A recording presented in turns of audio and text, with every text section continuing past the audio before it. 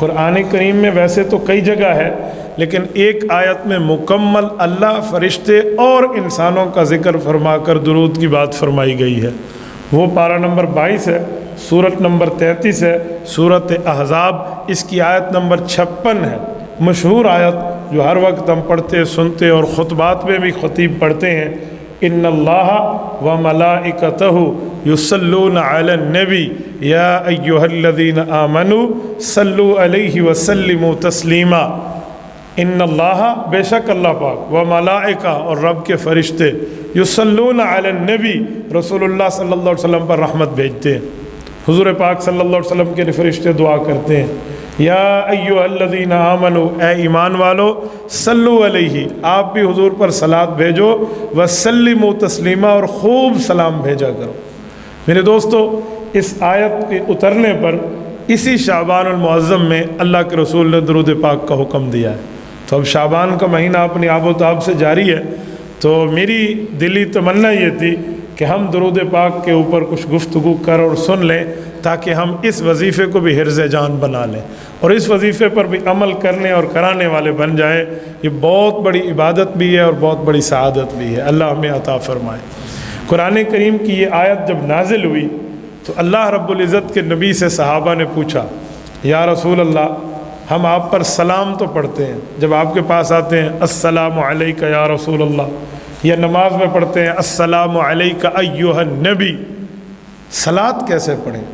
اللہ نے سلام کے ساتھ صلاۃ کا حکم دیا ہے، ہم صلاۃ کیسے پڑھیں؟ تو حضور پاک صلی اللہ علیہ وسلم نے اس درود ابراہیمی کی تعلیم فرمائی جو ہم نماز میں پڑھتے ہیں۔ اللہم صلی علی محمد وعلی آل محمد کما صلیت علی ابراہیم وعلی آل ابراہیم انک حمید مجید۔ اللہم بارک علی محمد وعلی آل محمد کما بارکت علی ابراہیم وعلی آل ابراہیم انک حمید مجید۔ یہ حضور علیہ الصلوۃ والسلام کی زبان مبارک سے خود پڑھا ہوا درود ہے۔ یہ درود درودوں کا سردار ہے، جس کو ہمارے پاک پیغمبر صلی اللہ علیہ وسلم نے اپنی زبان سے ادا فرمایا ہے۔ اسے درود ابراہیمی کہتے ہیں۔ اس میں حضرت ابراہیم علیہ السلام اور ان کی آل، حضور پاک علیہ السلام اور ان کی آل کا ذکر ہے۔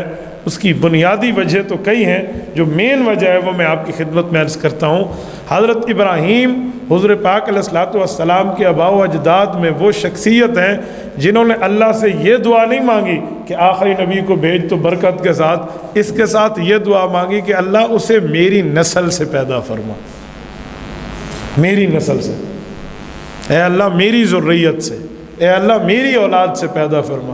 حضرت ابراہیم سے اللہ نے بڑے بڑے امتحان لیے، ہر امتحان میں رب فرماتے ہیں فَأَتَمَّهُنْ، 100% ابراہیم کامیاب رہے۔ ابراہیم مانگ کیا مانگتا ہے؟ کہ میرے مولا وہ مانگتا ہوں جو تیرے خزانے میں بھی یکتا ہے، وہ مجھے میری امت میں سے، میری اولاد میں سے دے دے۔ تو حضور پاک علیہ السلام حضرت ابراہیم کو ملے۔ حضرت ابراہیم کے ساتھ وعدہ تھا کہ آپ کو ہزاروں انبیاء اولاد میں بنا کے دیں گے، تو اللہ نے وعدہ پورا کیا۔ حضرت ابراہیم کی 2 شادیاں ہیں، ایک شادی میں بیٹا اسماعیل ہے، والدہ کا نام ہاجر ہے جس کو ہاجرہ کہتے ہیں، اور ایک شادی میں بیٹا اسحاق ہے، والدہ کا نام سارہ ہے۔ یہ سارہ اور ہاجرہ حضرت ابراہیم کی 2 بیویاں ہیں۔ تو اللہ پاک نے 70,000 بنی اسرائیل کے انبیاء یہ حضرت ابراہیم کی حضرت اسحاق والی نسل میں بھیجے ہیں، اور رسول اللہ صلی اللہ علیہ وسلم کو اکیلا بنی اسماعیل بنا کر بھیجا۔ تو اسی لیے ان کا درود پاک میں حضور نے خود ذکر فرمایا۔ باقی کیا وجہ ہیں، کیا ضرورتیں ہیں، وہ میرے آقا نامدار کو پتہ ہے یا اللہ کو پتہ ہے۔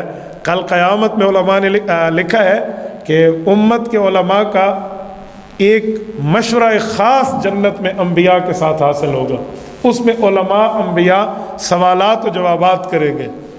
میرے دل میں بڑی اس پر سوالات ہیں کہ باقی انبیاء کرام کو چھوڑ کے صرف حضرت ابراہیم کا ذکر جو کتابوں میں لکھا ہے وہ تو میں نے آپ کو بتایا، ہم نے پڑھا ہے۔ اللہ ملاقات عطا فرمائے جنت الفردوس میں تو رسول اکرم صلی اللہ علیہ وسلم کی خدمت میں سوال ہو جائے گا۔ میرے دوستو، حضرت ابراہیم کا ذکر اللہ کے رسول نے خود فرمایا۔ یہ ہے صلاۃ بھی اور حضور پر سلام بھی۔